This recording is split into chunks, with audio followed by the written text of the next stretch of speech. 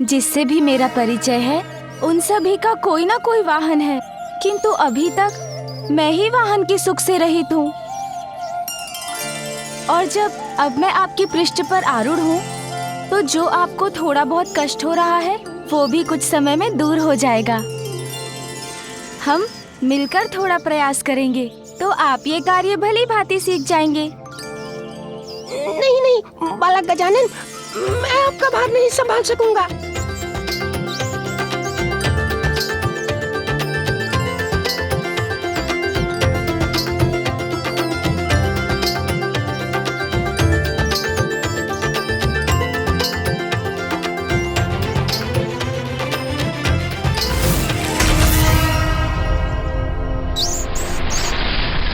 कहिए, बनेंगे ना मेरे वाहन? किंतु मैं एक असुर हूँ और आप देवता हैं, हमारा तो कोई मेल ही नहीं, फिर मैं आपका वाहन कैसे हो सकता हूँ? आपके सभी प्रश्नों का उत्तर मैं बोलकर नहीं, दिखाकर दूंगा, तब आप भी मान लेंगे, क्योंकि मेरा वाहन बनना तो आपकी नियति है।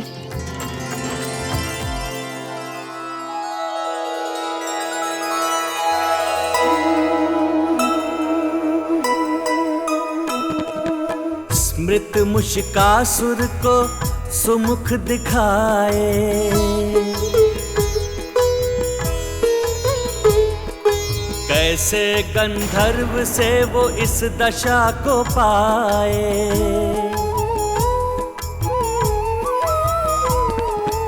उमा आशीष दिया विनायक के द्वारा, होगा उद्धार उचित समय पे तुम्हारा। कामना प्रतीक मूस को वश में लाए, गजानन वाहन। मुझे स्वयं में ये कैसा सुखद एवं आत्मिक संतोष होने का आभास हो रहा है। प्रतीत हो रहा है मैं अब पहले की भांति वो दुष्ट मूषिकासुर नहीं रहा। प्रभु, आप मेरा उद्धार कर उस वरदान को पूर्ण करेंगे ना? अवश्य, इसीलिए तो यहाँ आया हूँ मैं। सच्चे मन से पश्चाताप करने से सभी पाप नष्ट हो जाते हैं, इसीलिए मैं आपको पाप मुक्त करता हूँ। दोष तो किसी से भी हो सकता है, उसे सुधारने का एक अवसर तो उन्हें मिलना ही चाहिए। आपका वाहन बनकर आपकी सेवा करने से अधिक सम्मान की बात इस तुच्छ जीव के लिए और क्या होगी प्रभु? अब तुच्छ नहीं रहेंगे आप मूषिकासुर। आज से आप मेरे वाहन हैं, मेरे वाहन हैं, मेरे वाहन हैं। इसीलिए आप अजिन्य कहलाएंगे। इस प्रकार मैं अपनी माँ के वचन का मान भी रखूंगा। अजिन्य? धन्य हुआ प्रभु। मैं ये नवीन नाम पाकर अब मुझ पर आरूढ़ हो मुझे पवित्र कर दीजिए प्रभु। अवश्य।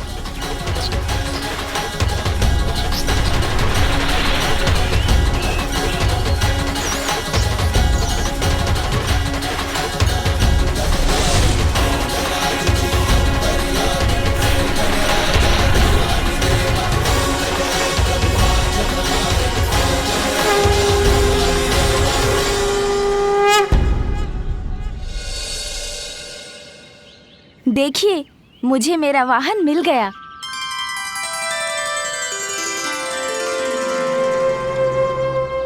अवश्य पुत्र, तुम्हें अपना वाहन अच्छा तो लगा?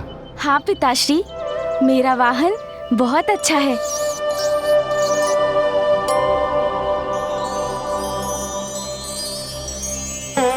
माँ, नंदी जी और सोमनंदी जी के समान विशाल तो नहीं है ये, और फूफा जी और मामा जी के वाहन के समान उड़ सकेगा या नहीं ये भी मुझे ज्ञात नहीं, किंतु जैसा भी है मुझे तो अपना वाहन बहुत प्रिय है। माता, पूर्व में एक बार आपने मेरी रक्षा की थी और आज आपके पुत्र गजानन मेरे रक्षक बने, इसीलिए मैं तो सदा आपका ऋणी रहूंगा।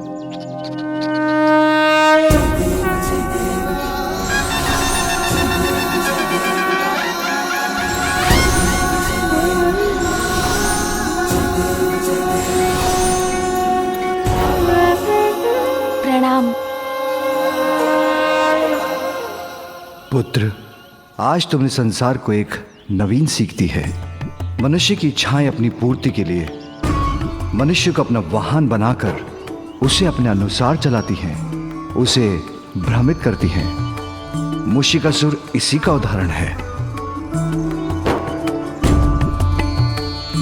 किंतु तुमने उसे छोटा कर अपना वाहन बना यह सिद्ध कर दिया है कि इच्छाओं को अपने नियंत्रण में कर लेने पर ही मनुष्य महानता प्राप्त कर सकता है। गजानन, आपने एक बार पुनः हमारी रक्षा की।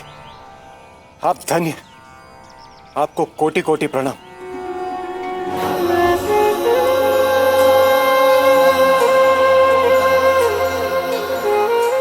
प्रणाम प्रभु, प्रणाम माता। माता, ये तो हमारा सौभाग्य है जिनकी पूजा और भोग के लिए हमने इतना परिश्रम किया। उनके ही पुत्र ने इस कार्य में आने वाले सभी विघ्न को इतनी चतुराई से हर लिए। सभी ऋषिगण और उनके परिवारों की ओर से मैं आपका धन्यवाद करता हूँ गजानन। आपने हमारी रक्षा की।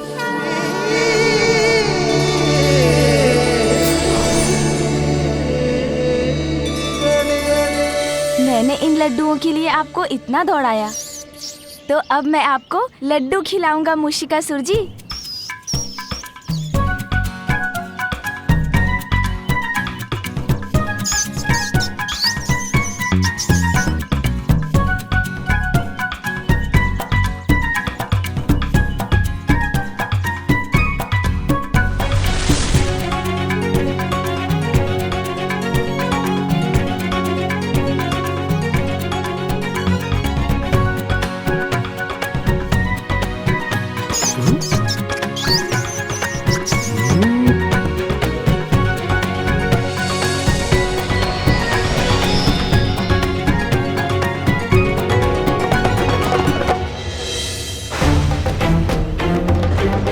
एक बार पुनः तुमने मेरी योजना को इतनी सरलता से पराजित कर दिया।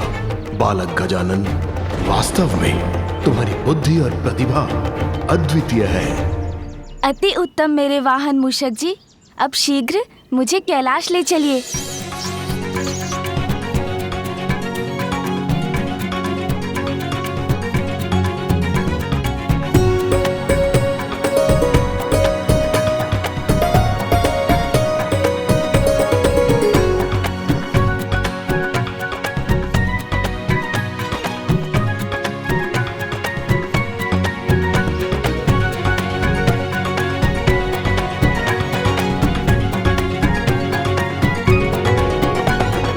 चिंता मत कीजिए पिताश्री और माँ, मैं अपने वाहन पर आपसे थोड़ा पीछे ही तो हूँ।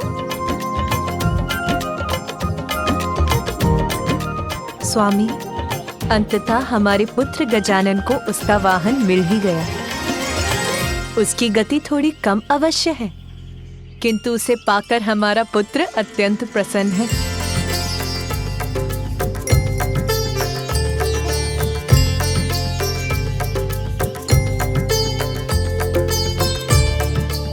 महेश्वरी प्रिय, गजानन के द्वारा मूषिकासुर की रक्षा भी हो गई और उद्धार भी। वाहन बन गया वो हमारे पुत्र का। किंतु तुम्हारी भक्त सोइनी का क्या होगा? उसका पति उसे कैसे प्राप्त होगा? स्वामी, अभी तो मूषिकासुर केवल गजानन का वाहन बना है, किंतु उसे पूर्ण रूप से सात्विक बनने में समय है, जिसके उपरांत सुवेनी को उसका यही पति सुयोग्य होकर उसे प्राप्त होगा।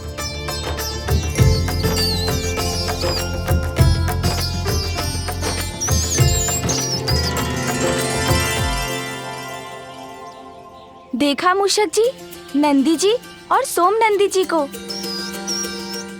मुझे विश्वास है उनके समान आप भी इस पर्वत को लांघ जाएंगे।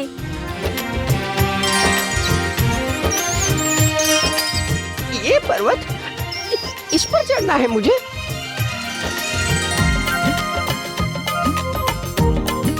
चलिए ना मूषक जी, आगे बढ़िए।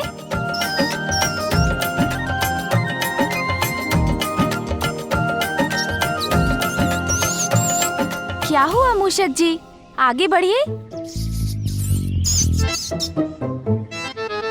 अरे देखने में ही कठिन है ये चढ़ाई। आपने देखा ना नंदी जी और सोम नंदी जी को, कितनी सहजता से उसके ऊपर चढ़ गए थे। आप भी चढ़ सकते हैं, चलिए। चिंता मत करें मूषक जी, आगे बढ़िए।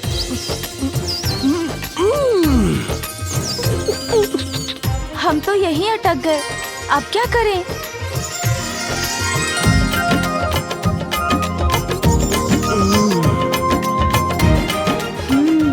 कुछ ऐसा करता हूँ जिससे मूषक जी को भी कष्ट ना हो।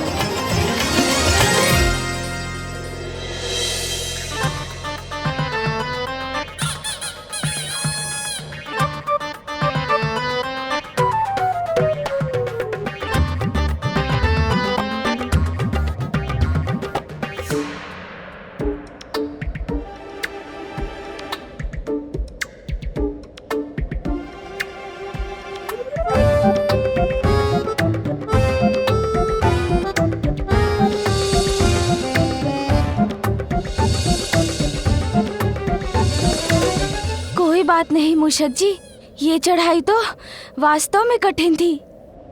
मैं भी थक गया, किंतु अब नीचे जाना अवश्य सरल होगा।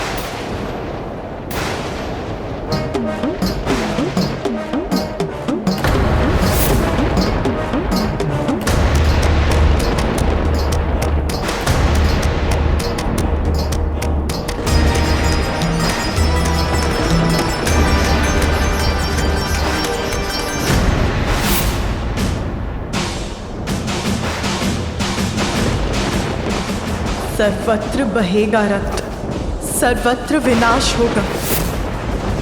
भयावह लाल रंग धारण कर ऐसा अनिष्टकारी संकेत क्यों दे रहा है आकाश?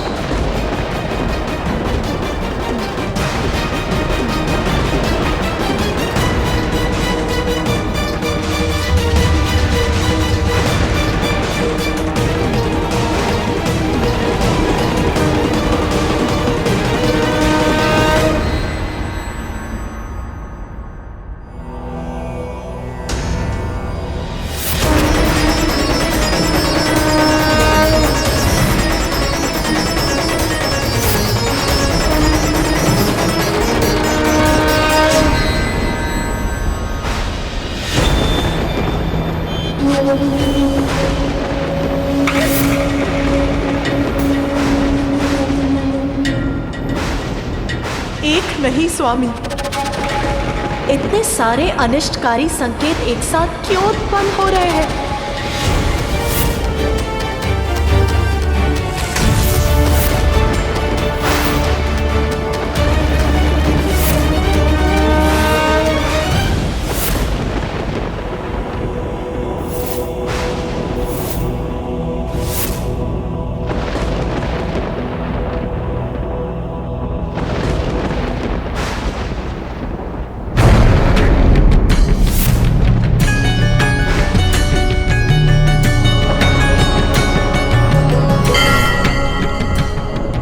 अंधकार, सर्वत्र अंधकार ही अंधकार छा जाएगा, ऐसा आभास हो रहा है मुझे, विचलित कर रहा है मुझे।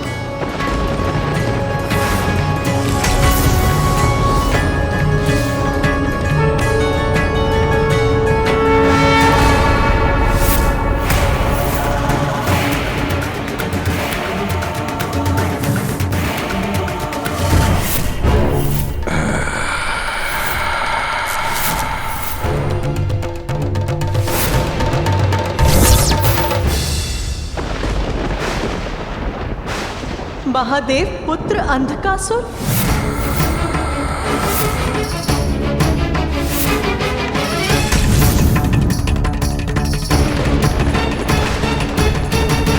मेरे नेत्र बंद हुए तो उससे उत्पन्न अंधकार से जन्म हुआ अंधकासुर का, जिसका अंत देवता, गंधर्व, यक्ष, नाग, नारायण और स्वयं आप भी नहीं कर सकते स्वामी। वो अंधकासुर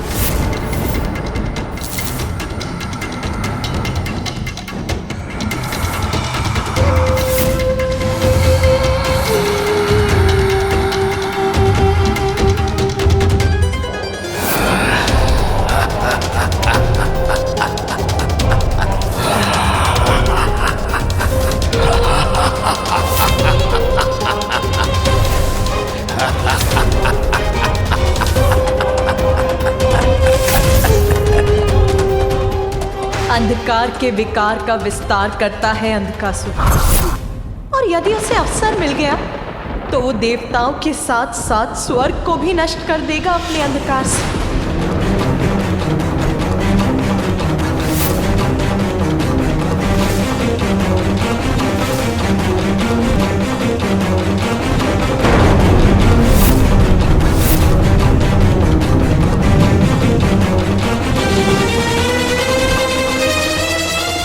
संकट के मेघ घुमर रहे हैं।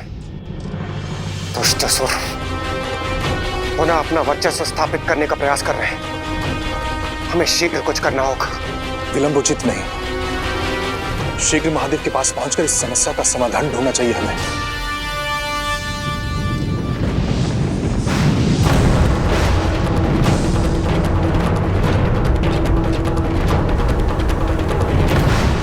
जलंधर,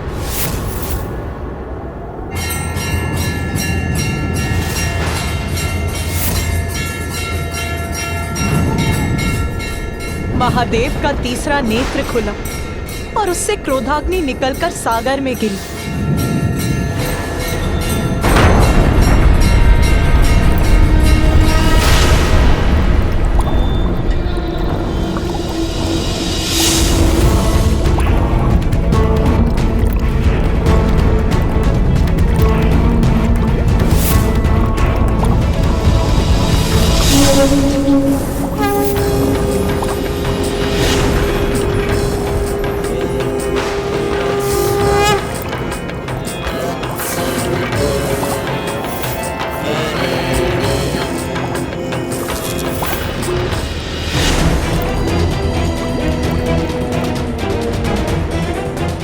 अग्नि और जल के इस विचित्र संयोग से जन्म हुआ जलंधर का।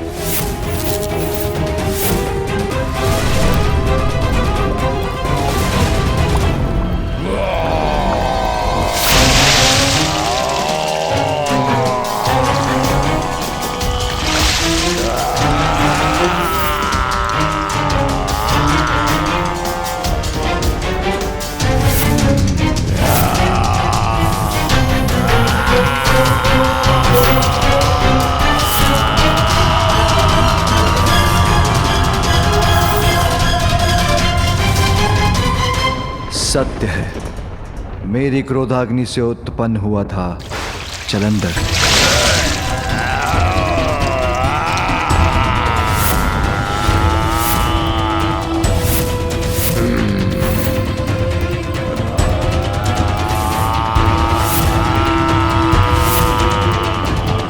यदि उसे अवसर मिल गया तो वो अपने भीतर छिपे क्रोध से संपूर्ण सृष्टि को भस्म कर देगा। इसीलिए उसे नियंत्रित करना आवश्यक है।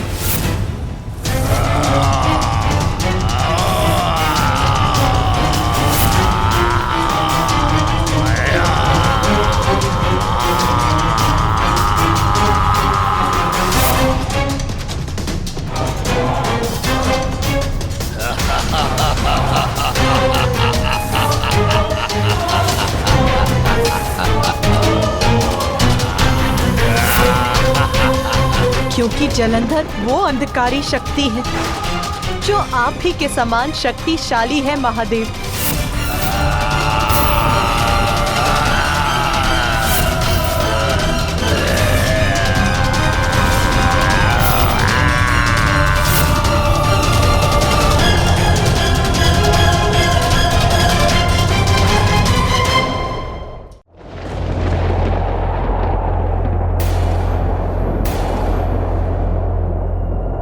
लाल पड़ गया है आकाश। अग्नि की वर्षा के साथ भयंकर बवंडर भी उत्पन्न हो रहे हैं। ये तो किसी अनिष्ट के संकेत है स्वामी। सत्य है, महासंकट हमारी ओर बढ़ रहा है और हमें शीघ्र ही उसका समाधान ढूंढना होगा।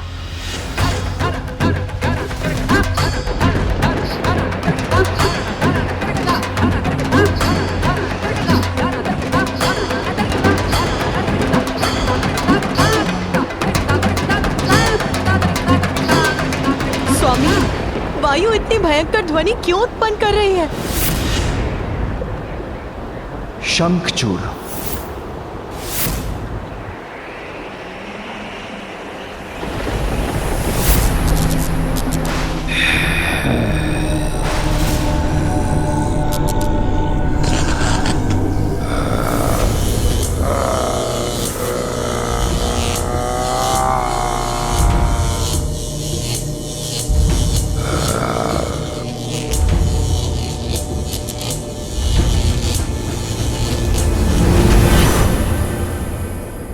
असुर शंखचूड़, जो अपनी पत्नी के कारण हम त्रिदेवों से भी अवध्य है।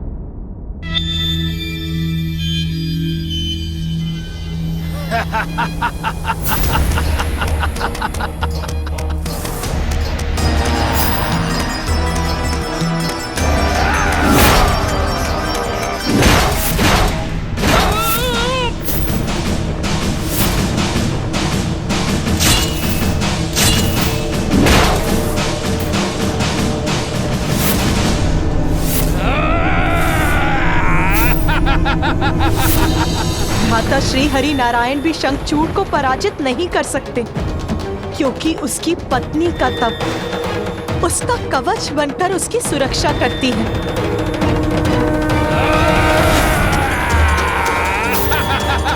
इसीलिए वो देवताओं, यक्षों, गंधर्वों को पराजित करने में सक्षम है।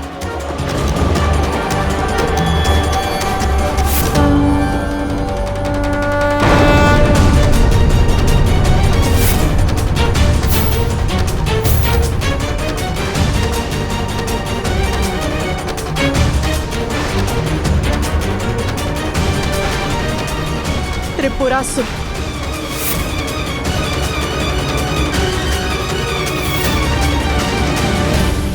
अर्थात तारकाक्ष,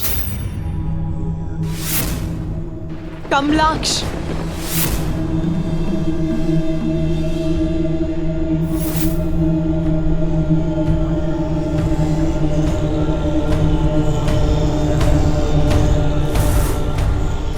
विधुन्माली,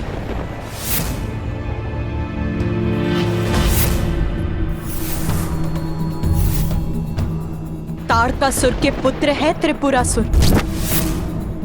ब्रह्मदेव की तपस्या कर उनसे वरदान प्राप्त किया और उस वरदान के प्रभाव से अजय हो गए हैं ये तीनों।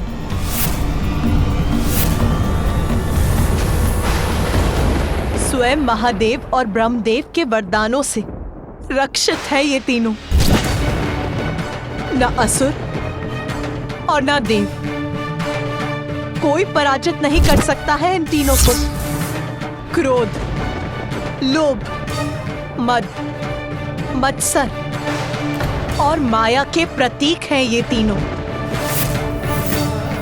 देवताओं को किसी भी मूल्य पर मिटाने का प्रयास करेंगे ये। और अब मुझे आभास हो रहा है, इस बार और कोई नहीं, हम ही हैं उनके लक्ष्य। हमारा ही विनाश करना चाहते हैं वो। चारों ओर से अनिष्टकारी संकेत आ रहे हैं। मुझे इसी क्षण कैलाश के लिए निकलना चाहिए। एक एक अपशकुन प्रत्येक असुर का चिन्ह जो हम पर आक्रमण करना चाहते हैं।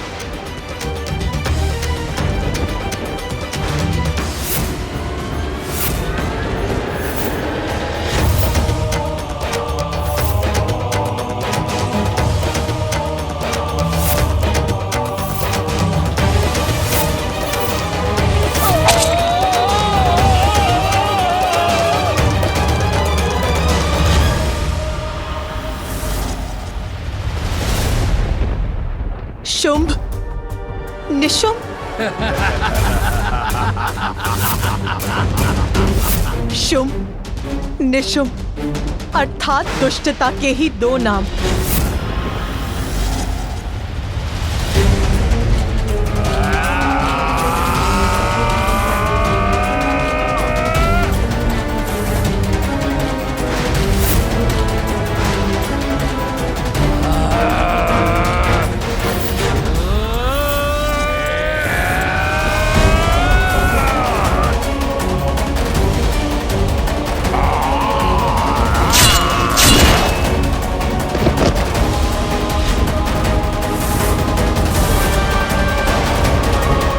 किसी भी देवता या भगवान के द्वारा इन दोनों का वध असंभव है। उसके लिए एक नवीन अत्यंत शक्तिशाली अवतार की आवश्यकता है।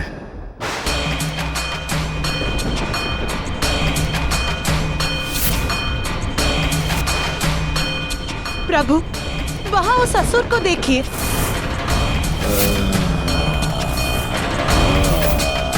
वृतासुर।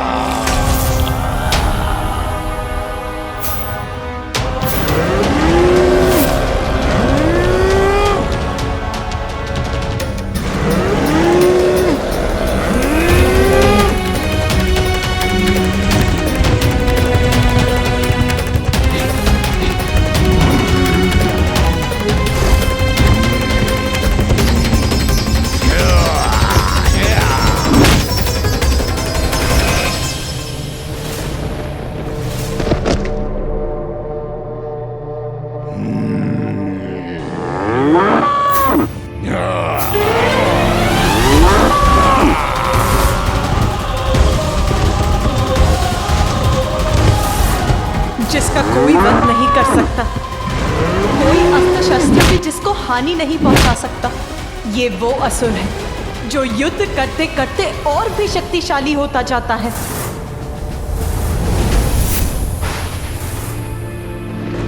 और इन सभी से भयंकर राक्षस है दुर्गम।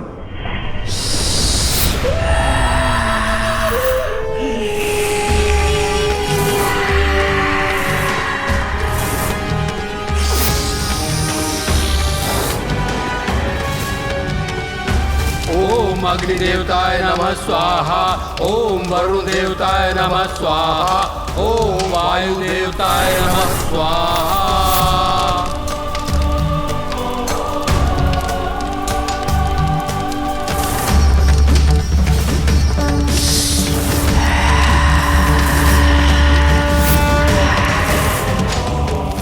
तुष्टि नहीं, चतुर भी है दुर्गम।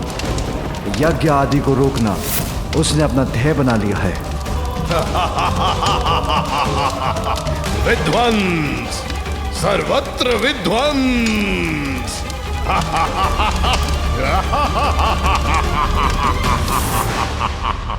वेद और उन पर आधारित धर्म को नष्ट करने के लिए वो किसी भी सीमा तक जा सकता है।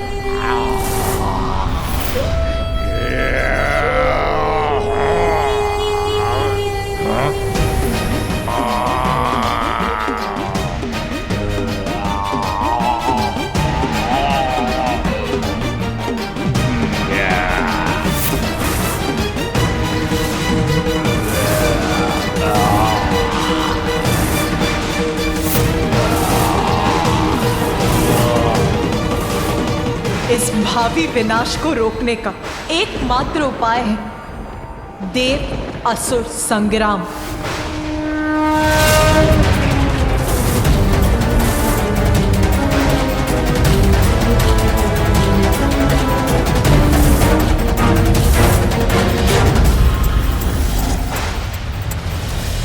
कौन करेगा इस संकट से हमारी रक्षा?